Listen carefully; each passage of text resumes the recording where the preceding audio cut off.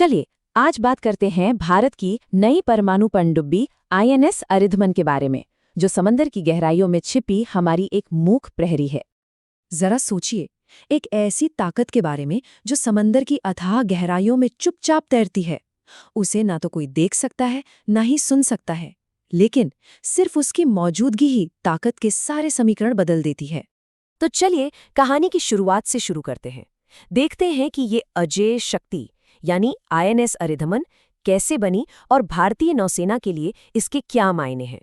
3 अप्रैल 2026 ये वो तारीख है जो भारतीय नौसेना के इतिहास में हमेशा के लिए दर्ज हो गई। इसी दिन विशाखापट्टनम की खाड़ी में भारत की सबसे एडवांस्ड पनडुब्बी आईएनएस अरिदमन को नौसेना में शामिल किया गया था। इसका नाम ही सब कुछ बता देता है, अरिदमन यानी दुश्मनों का नाश करने वाला। ये भारत की तीसरी न्यूक्लियर बैलिस्टिक मिसाइल सबमरीन है, मतलब SSBN। इससे पहले आई आईएनएस अरिहंत और आईएनएस अरिघात, पर अरिदमन उनसे कहीं ज्यादा बड़ी और ताकतवर है। लेकिन यहाँ एक बड़ा सवाल उठता है कि आखिर भारत को ऐसी खतरनाक पनडुब्बी की जरूरत पड़ी ही क्यों। देखिए, इसका जवाब हमें इतिहास से मिलता है। बात है 1971 की। भारत पाकिस्तान जंग चल रही थी और तभी अमेरिका ने भारत पर दबाव बनाने के लिए अपना न्यूक्लियर पावर्ड युद्धपोत USS एंटरप्राइज बंगाल की खाड़ी में भेज दिया। उस वक्त भारत के पास इसका कोई जवाब नहीं था। बस उसी एक घटना ने आत्मनिर्भर बनने की जिद पैदा कर दी। तो देखिए, उस एक चुनौती ने दशकों लंबे एक सफर को जन्म दिया। 1974 में भारत ने परमाणु परीक्षण किया और साथ ही एडवांस टेक्नोलॉजी वेसल यानी ATV प्रोजेक्ट की बहुत ही गुपचुप तरीके से शुरुआत की।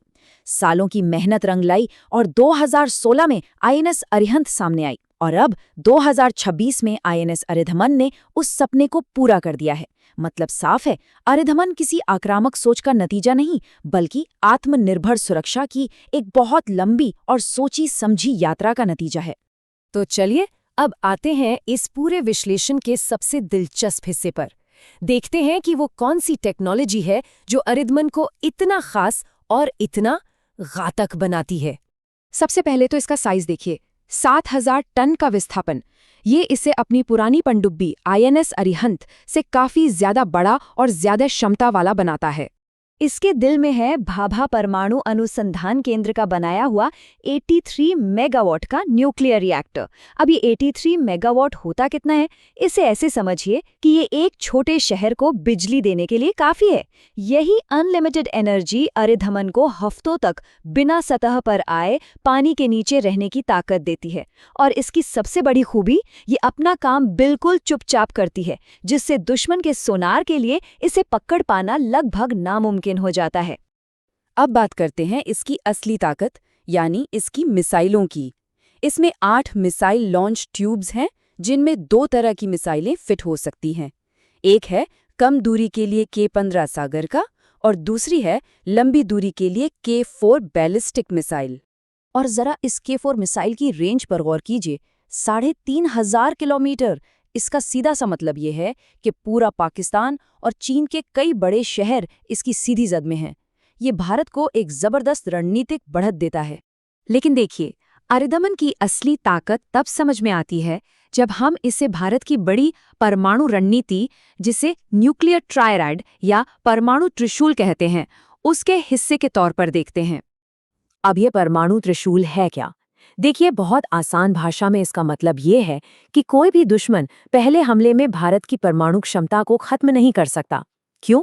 क्योंकि भारत के पास 3 अलग-अलग जगहों से जवाबी हमला करने की ताकत है। तो इस त्रिशूल के 3 सिरे कौन-कौन से हैं?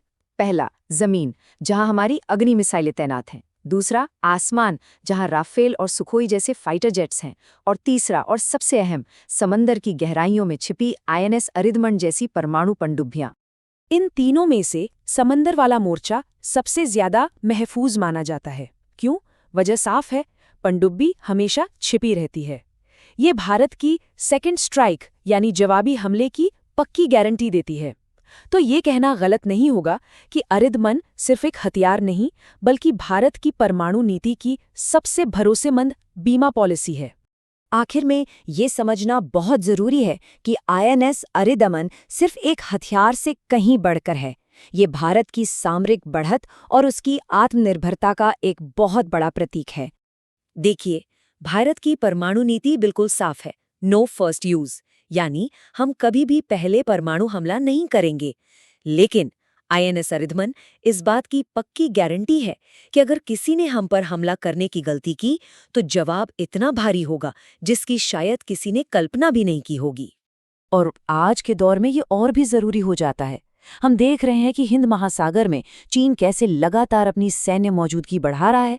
ऐसे में आईएनएस अरिधमन जैसी ताकत भारत को एक विश्वसनीय निवारक शक्ति देती है जो इस पूरे इलाके में शांति और स्थिरता बनाए रखने में मदद करती है। और शायद सबसे ज्यादा गर्व की बात यह है कि ये पनडुब्बी 100% मेक इन इंडिया है। इसे हमारे ही देश में विशाखापट्टनम में बनाया गया है। और इस कामयाबी के साथ ही भारत दुनिया के उन गिने चुने देशों के क्लब में शामिल हो गया है जो खुद परमाणु पनडुब्बी बना और चला सकते हैं। तो आईएनएस अरिधमन सिर्फ लोहा और तकनीक का एक टुकड़ा नहीं है, ये हमारे वैज्ञानिकों, इंजीनियरों और नौसेना के जवानों की दशकों की मेहनत और लगन का जीता जागता नतीजा है। समंदर की गहराइयों में ये मूक प्रहरी भारत की संप्रभुता, सुरक्षा और शांति का सबसे बड़ा रक्षक है। लेकिन एक सवाल जाते जाते सोचना जरूरी है कि टेक्नोलॉजी की इस तेज रफ्तार दुनिया में क्या आईएनएस अरिधमन जैसी एक ताकत हमारी सुरक्षा की एक स्थायी गारंटी हो सकती है? इस पर सोचिएगा जरूर।